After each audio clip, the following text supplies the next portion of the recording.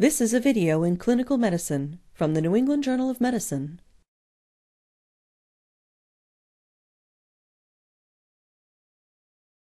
Evidence suggests that the risk of major central venous line complications, particularly line-related bloodstream infections, is lower when the subclavian approach is used. This video will identify the landmarks and procedure for placement of a subclavian central line. Specific contraindications for the placement of a central venous line in the subclavian vein include infection of the area overlying the target vein and thrombosis of the target vein, and fracture or suspected fracture of the clavicle or proximal ribs. Coagulopathy, while not an absolute contraindication, should be of greater concern with the subclavian approach because of the difficulty in applying direct pressure to the artery and vein as they pass under the clavicle.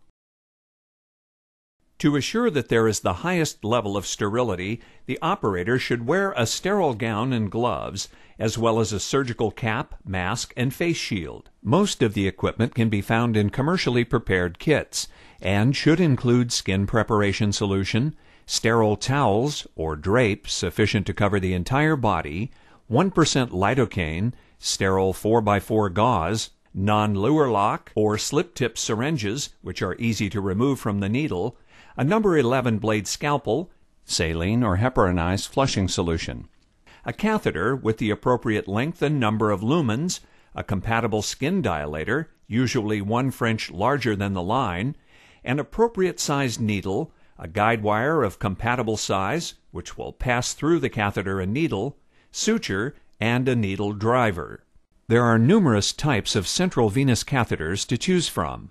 7 French triple lumen catheters of either 15 or 20 centimeter length are most commonly used in adults.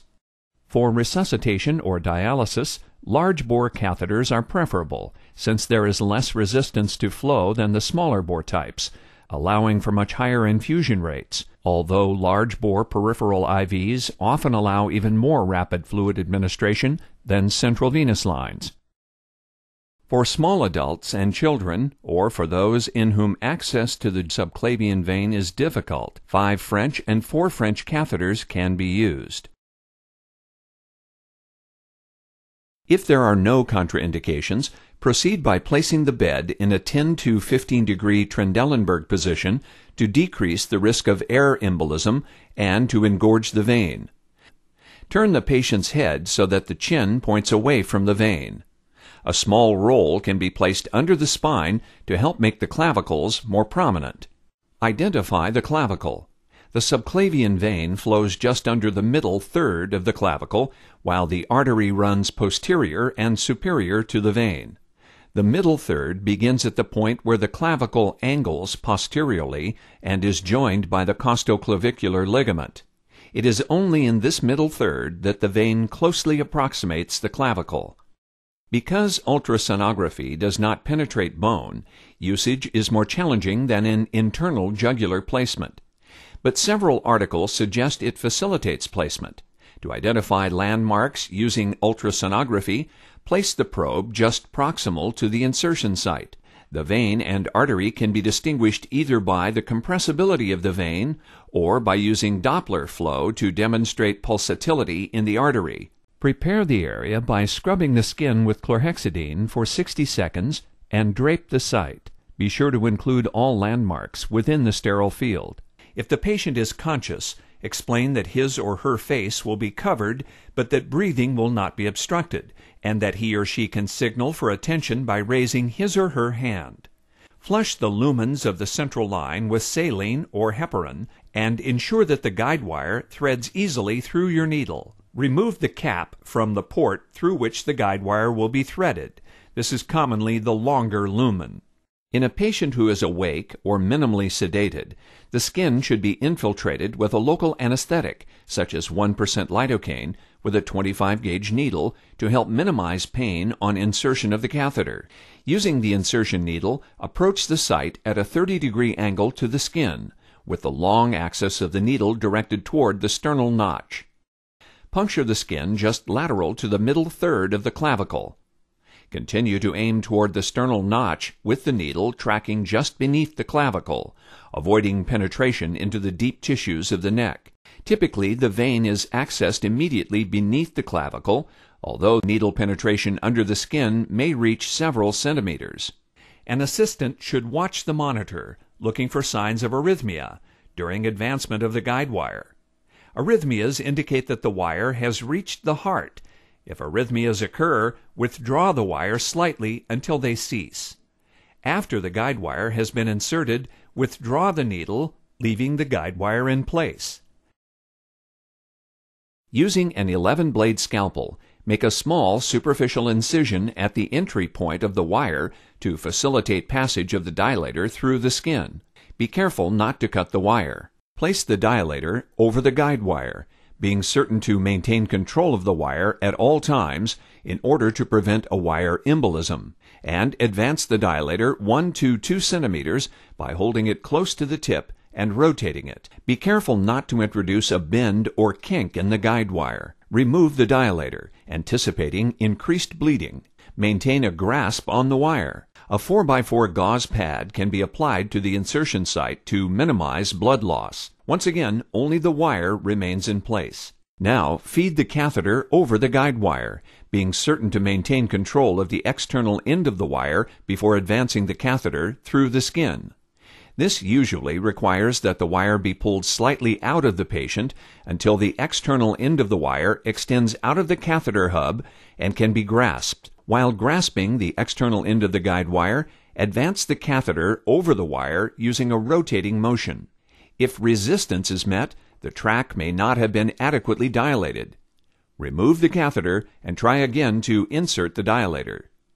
Insert the catheter to a depth that places the tip at the junction of the superior vena cava and the right atrium.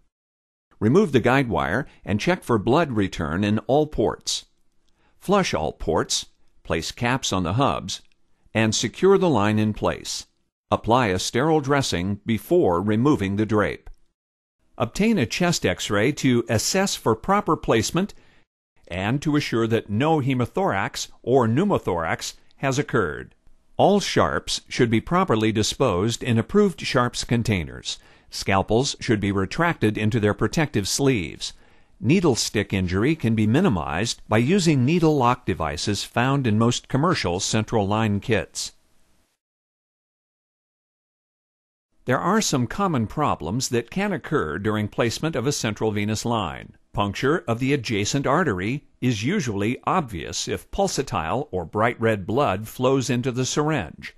However, in patients with hypotension, hypoxemia, or both, it may be difficult to differentiate placement in the artery from that in the vein. The possibility of this complication should be recognized before the wire is inserted. If the catheter is in place and its location in the artery is suspected, the line should be connected to a transducing system. Pulsatility or any pressure higher than 30 millimeters of mercury or approximately 30 centimeters of hydrostatic pressure is probably arterial in nature. Ideally, transduction should occur before the wire is passed and should be performed routinely. If arterial puncture occurs, remove the catheter and place firm, direct pressure on the site for 10 minutes or until there is no further bleeding. Occasionally, air may be aspirated into the syringe. If this occurs, check the syringe to be sure that the needle or catheter and syringe are firmly attached. If so, immediately remove the needle or catheter since there may be a pneumothorax at that site. This is especially important if the patient is having symptoms of increasing respiratory distress. Immediately obtain a chest X-ray and insert a chest tube if necessary. For persistent bleeding at the catheterization site, apply direct pressure and check the results of coagulation studies. Replace blood products as necessary. If bleeding continues, there may be an arterial or venous tear that requires surgical exploration. In any of these circumstances, do not attempt to place the line at the opposite site, since you risk contralateral pneumothorax and further respiratory compromise. If arrhythmias are seen on the monitor, the line may be in the heart, in which case the line will need to be pulled back. By approximating the necessary length of the wire before catheterization and confirming its placement with a chest X-ray, this problem can be avoided. Always be sure to work within a sterile field when placing a central venous line, and to keep the site clean after placement to prevent local or systemic infection. If the wire will not thread through the needle, you may need to adjust the placement of the needle, since it may have inadvertently been advanced during manipulation. If so, adjust the needle and re-aspirate to be sure that you are still within the vessel. If you are unable to re-establish blood flow, remove the needle and start over. If the vein has been difficult to cannulate, the presence of a clot in the needle will further complicate assessment of whether the vein has been successfully entered. In this circumstance, remove the needle and flush it thoroughly with saline to clear it before reattempting placement of the line. A sterile dressing should be placed on the insertion site. The dressing should be changed daily, and whenever blood or liquid accumulates or it loses its seal. In order to minimize the potential for infection in the central venous line, the following precautions should be observed. The number of times the line is accessed should be kept to a minimum. Each time the line is accessed, this should be done under either sterile or clean conditions. The access site should be prepared with an alcohol-based solution. There should be a daily assessment to determine whether the central line is still needed, so that it can be removed as soon as it is no longer necessary. A central venous line is a convenient and often necessary tool in the treatment of the critically ill patient. However, one must always be aware of the potential for infection.